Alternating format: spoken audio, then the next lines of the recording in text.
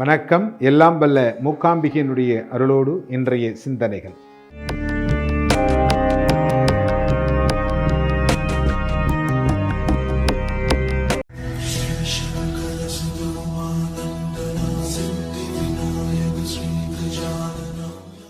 நம்முடைய விருப்பம் நிறைவேறிவிட்டால் சந்தோஷமாக இருக்கும்.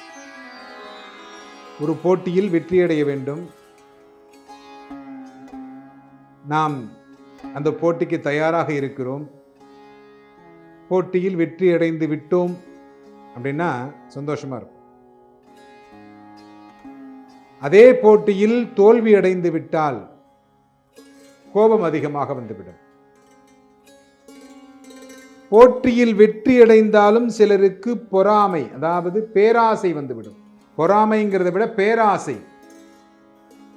அடுத்த போட்டியில் நானே வெற்றி அடையணும், எல்லா பரிசும் எனக்கே வர வேண்டும், வேற யாரும் வெற்றி அடையக்கூடாது அப்படிங்கிற பேராசை வந்துடும். போட்டியில் தோல்வி அடைந்து விட்டால் கோபம். அவன் நல்ல விதத்தில் ஜெயிக்கவில்லை, அவன் ஏமாற்றி விட்டான், அவன் மீது குறை சொல்லிக் கொண்டிருக்கும். ஒரு கணவன் மனைவி, அந்த கணவன் மனைவி அப்படிங்கிறவங்க இருவரும் சேர்ந்து இறை வழிபாட்டோடு வாழ்ந்து கொண்டிருக்க வேண்டும். அப்படி வாழ்ந்தால்தான் வாழ்க்கை என்பது சிறப்பாக இருக்கும்.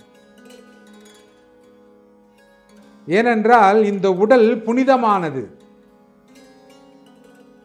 மந்திரங்கள் சொல்லி புனிதமாக்கி இந்த உடலை நான் திருமணம் செய்து கொள்ளுகிறேன். அப்படிப்பட்ட என்னுடைய மனைவி எனக்காக சமைத்து கொடுத்து என்னை பார்த்து கொண்டு என்னை ஆதரித்து என்னை வழிநடத்துகிறாள். அப்படிப்பட்ட ஒரு மனைவி. நான் அவளுக்கு துரோகம் செய்து வேறு ஒருவரோடு இணைந்தேன் என்றால் கண்டிப்பாக அது அந்த பெண்மணிக்கு செய்கின்ற துரோகத்தை விட என்னுடைய வாழ்க்கைக்கு நான் செய்து கொள்ளுகின்ற துரோகம். எனது புனிதமான உடம்பு அல்லவா? இந்த புனிதத்தில் வேறு ஒன்றை கலந்து விடுகிறது, புனிதம் அழிந்து விடுகிறது இல்லையா? அது மாதிரி தான் இந்த கோபம், பேராசை, இது எல்லாமே எதனால் வருகிறது? இது கிடைத்து விட்டால் எனக்கு பேராசை அதிகமாகிறது, இது கிடைக்கவில்லை என்றால் கோபம் அதிகமாகிறது. கோபம் வருவதும் பேராசைப்படுவதும் மனிதனுடைய இயல்பாக இருக்கலாம். ஆனால் அதில் மூழ்கி நாம் இறந்துவிடக்கூடாது. ஏன்னா இந்த பேராசையை நாம் எப்பொழுதும் ஒருபொழுதும் வைத்துக் கொள்ளக்கூடாது. ஏன்னா ஒரு காவல்துறை அதிகாரி சொல்லுகின்ற பொழுது, துப்பாக்கி சுடுகின்ற போட்டி, இந்த போட்டியில் பலமுறை அவர் வெற்றி பெற்றிருக்கிறார். கடைசியாக அவர் ஒரு பெண்ணிடம் தோற்றுவிட்டார். அப்பொழுது அந்த பொண்ணுகிட்ட கேட்கிற பொழுது அந்த பொண்ணு சொன்னாங்க, நான் வெற்றி அடைந்தது பெரிய விஷயம் அல்ல, உங்களை என்னுடைய தந்தை உங்களிடத்திலே அதிக முறை தோல்வி அடைந்திருக்கிறார், அவருடைய வேண்டுகோளுக்கு இணங்க தான் என் போட்டியில் கலந்து கொண்டிருக்கிறேன். ஏன் அப்படின்னா இந்த வெற்றியும் தோல்வியும்ங்கிறது மனிதனுடைய சகஜ நிலை. இதுல ரொம்ப பெரிய விஷயமெல்லாம் ஒண்ணுமே கிடையாது.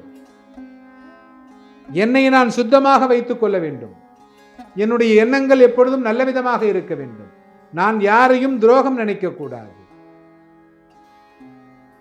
எனக்கு கிடைக்க வேண்டிய கல்வி மாசற்ற கல்வியாக இருக்க வேண்டும், நான் அடுத்தவர்களுக்கு கொடுக்கின்ற கல்வி மாசற்ற கல்வியாக இருக்க வேண்டும். இப்படியெல்லாம் இருக்குமேயானால் கண்டிப்பாக நம்முடைய வாழ்க்கை என்பது தரம்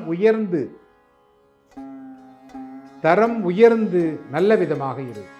எப்பொழுதுமே உங்களுடைய மன தூய்மை அப்படிங்கிறது மிக முக்கியமானது.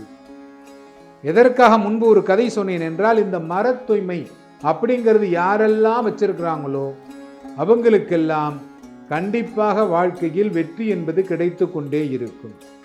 எல்லோரும் இன்புற்றிருக்க சுவாமிநாத சுவாமியை பிரார்த்தனை செய்கிறேன்.